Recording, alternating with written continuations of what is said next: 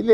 അത് ശരിക്കും മുഖ്യമന്ത്രിയുടെ ഓഫീസ് അങ്ങേക്ക് നിർദ്ദേശം നൽകുകയായിരുന്നു എന്നുള്ളതാണ് പ്രചരണം. ഇല്ല, വാസ്തവം ഉണ്ടായിരുന്നു? അതിലൊന്നും വാസ്തവമൊന്നുമില്ല. അങ്ങ് തന്നെ ഇതിവിടെ നടപ്പാക്കേണ്ട ആവശ്യമില്ല എന്ന് ബോധ്യത്തോടു കൂടിയാണ് ഒപ്പിട്ടത്. അത് ബോധ്യത്തോടു കൂടിയാണ് ഒപ്പിട്ടത് എന്ന് മാത്രമല്ല, മറ്റ് പല സംസ്ഥാനങ്ങളിൽ ഈ കാശ് വാങ്ങി ഒപ്പിട്ടിട്ട് കാശ് വാങ്ങിയിരുന്നിട്ട് നടപ്പിലാക്കിയില്ല. അത് തന്നെയായിരുന്നു നമ്മുടെ പരിപാടി. ഞാനിപ്പോ ആദ്യമായി റിപ്പോർട്ടറിനോട് വെളിപ്പെടുത്തുന്നു, പൈസ വാങ്ങിയിട്ട് നടപ്പിലാക്കാതിരുന്നാൽ മതിയല്ലോ.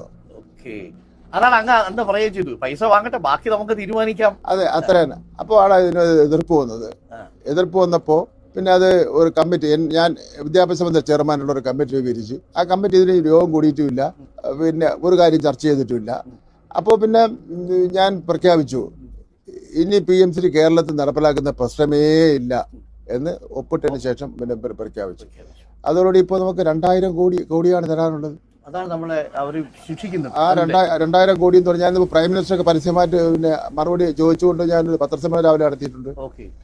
ആ 2000 കോടി എന്ന് പറഞ്ഞാൽ കുട്ടികളുടെ യൂണിഫോം, കുട്ടികളുടെ പാഠപുസ്തകം, 7000 അധ്യാപകരുടെ പിന്നെ ശമ്പളം, പട്ടികവർഗ വിദ്യാർത്ഥികളുടെ പിന്നെ ആവശ്യങ്ങൾ, അങ്ങനെ നമ്മുടെ കുട്ടികൾ ഈ 2000 കോടി കിട്ടാത്തതിന്റെ പേരിൽ വിഷമിക്കുകയാണ്. അപ്പൊ അതിനകത്തൊരു ക്ലാരിറ്റി വന്നു കഴിഞ്ഞു. ഇതാണ് അതിനകത്ത്. അപ്പം അങ്ങനെ PMC പദ്ധതി നടപ്പാക്കി BJPക്ക് കീഴടങ്ങാൻ വേണ്ടിയല്ല, ആ പദ്ധതി എങ്ങനെയെങ്കിലും 2000 കോടി SSKയുടെ വാങ്ങിയെടുക്കുക, ഒപ്പിട്ടതിന് ശേഷം തുറന്നു പറയുന്നു അത് നടപ്പാക്കാൻ പോകുന്നില്ല എന്ന നിശ്ചയ ദാർഢ്യത്തോടു കൂടിയാണ് അങ്ങനെ നീക്കം നടത്തിയത്. എങ്ങനെയെങ്കിലും വാങ്ങിയെടുക്കണം അല്ലേ? കറക്റ്റ്. എങ്ങനെയെങ്കിലും എന്നുള്ള വാക്കാണ് ശരി. എങ്ങനെയെങ്കിലും വാങ്ങിയെടുത്ത് കുട്ടികൾക്ക് വേണ്ടി പ്രയോജനപ്പെടുത്തും.